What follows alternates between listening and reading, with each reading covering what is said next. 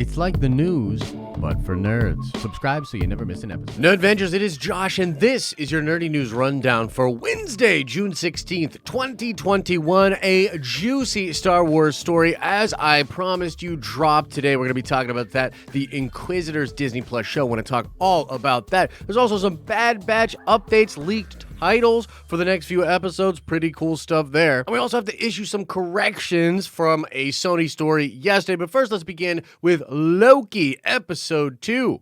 And don't worry, we're not going to be getting into spoilers, but it was a very awesome episode in my opinion. There seems to be a lot of positive buzz for the episode out there on social media, and Loki just seems to be killing it in ways that Disney didn't even really anticipate. Apparently, they are now shifting all of their original series moving forward to be released on Wednesdays, saving Fridays and weekends for their Disney Plus movies that they're going to be developing for that streaming service. So obviously I was wrong about that being something that potentially hurt Loki. I was sort of weirded out by them changing from Friday over to Wednesday. I was like, I don't know how that's going to play. Apparently it plays pretty freaking well. Let us know what you think about that in the comment section below. Now let's talk about a couple other stories that came out yesterday. One we missed, and this would be Vin Diesel talking about the Groot character for Guardians of the Galaxy and how he will be going to Planet X in Volume 3 and learning more about his origin. A small story that slipped under some bigger stories yesterday, but definitely wanted to mention it as that is crazy and tracks with some other rumors that we have heard about Guardians of the Galaxy Volume 3,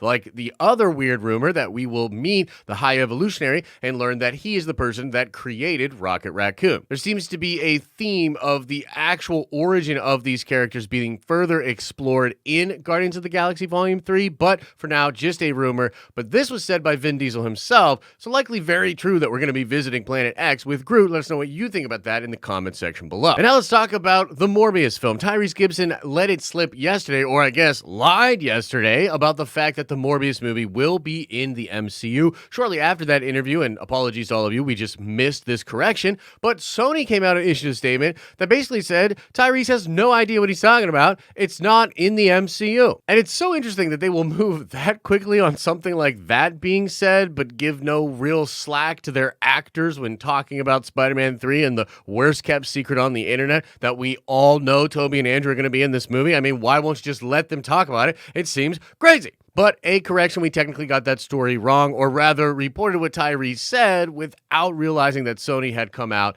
and debunked it. Again, we don't know for sure. I mean, who knows? Maybe Sony's lying. Maybe it is in the MCU and they're just really secretive of that thing coming out. I don't know. You let us know what you think. You think it's in the MCU, or you think Sony's like, no, Tyrese, you don't know what you're talking about, bruh. And now let's get into some spicy Star Wars news. Let's start with the leaked episode titles for the next few episodes of The Bad Batch. Or rather, these will be the episodes in July, episode 10 through 14, the final 4 episodes. And the titles are Common Ground, Devil's Deal, Rescue on Ryloth, Infested, and War Mantle. Now, there's nothing that we can really glean from these titles exactly other than Ryloth, which is, of course, the planet where the Twi'leks hail from. And a lot of people have speculated that Hera Syndulla will be in that episode, and we will be building towards something that maybe gets paid off in the Ahsoka show. And perhaps there'll be some stuff revealed in the next few episodes that make these new leaked episode titles make more sense. Maybe you've cracked the code and you have a theory on what these episodes could be about. Let us know your thoughts about that in the comment section below. But now let's move on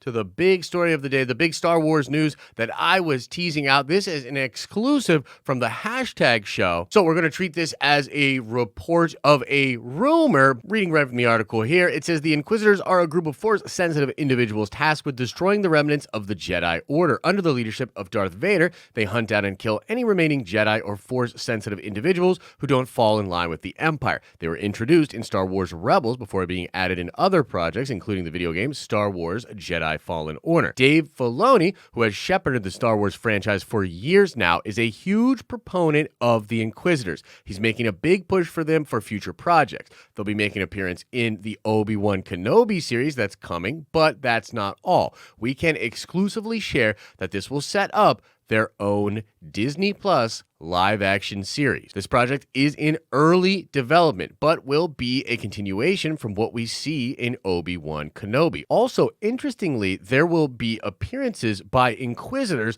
that we see in both Obi-Wan series, Jedi Fallen Order, as well as Star Wars Rebels. This will act as a means to provide a backstory to many of these characters. It will also introduce a new sister who reluctantly falls in line with the Inquisitors, although she sees damage and destruction they cause and has second thoughts. The show is also a way to bring in some lesser-known Jedi from the canon into live-action series. An example shown in the leaked outline document I've seen described the inclusion of Luminara Undali. So they're definitely diving into the canon on this one. Finally, what would be the Inquisitors without Darth Vader himself? I can report after a positive experience on set of the Obi-Wan Kenobi series, Hayden Christensen is being looked at to return as Darth Vader, although it sounds like he will not have a huge role in the series. Okay, so holy mother of Toledo, that is a lot of crazy Star Wars news. Let's break down just a little bit of stuff going on with this and try to put it in full context for everybody. First of all,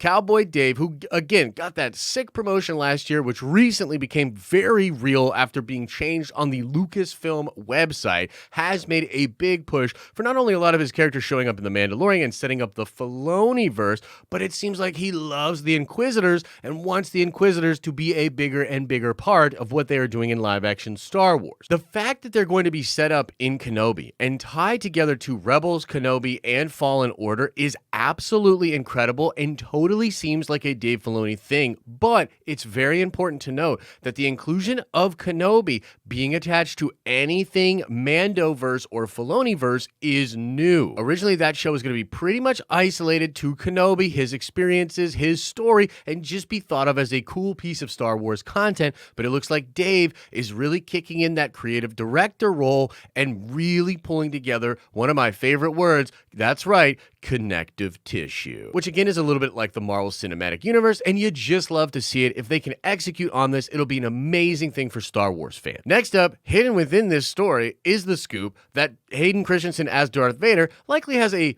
smaller role in the Kenobi show, but has apparently done pretty well in that show, and it is being looked at to return as Darth Vader, perhaps even for this live-action Inquisitors show. And that definitely puts a smile on my face. As I've said many a time, Hayden Christensen not being in The Rise of Skywalker was one of the biggest cardinal sins that film performed. But it's cool that Hayden's coming back, and I think people are genuinely very excited. And if he would come back in something more and be maybe teased in the Ahsoka show, maybe play Darth Vader for an Inquisitor show, man, that just seems freaking awesome. And lastly, let's talk about the Barriss Offee story that came out a couple of days ago and how this may well tie into the Inquisitors live-action series. We speculated after that news dropped, which, by the way, that news just is, to me, is just a little bit more solid than the news of this Inquisitor thing. I believe the hashtag show, but as they stated, early development. Things could change. It could get scrapped. We might not never see this stuff, but it's certainly something they're playing around with. I do believe that. Regardless, in the Barriss Offee story, they talked about how Dave Filoni changed the script in Clone Wars to have her not die at the end of that series